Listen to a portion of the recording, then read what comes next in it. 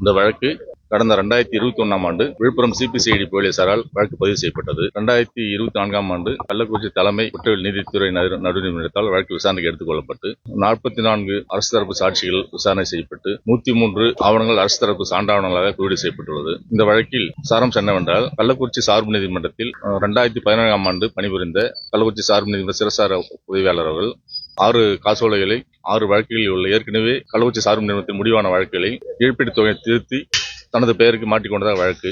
தனது பெயரும் தனது மகன் மற்றும் A3 அவர் மாற்றிக்கொண்ட வழக்கு.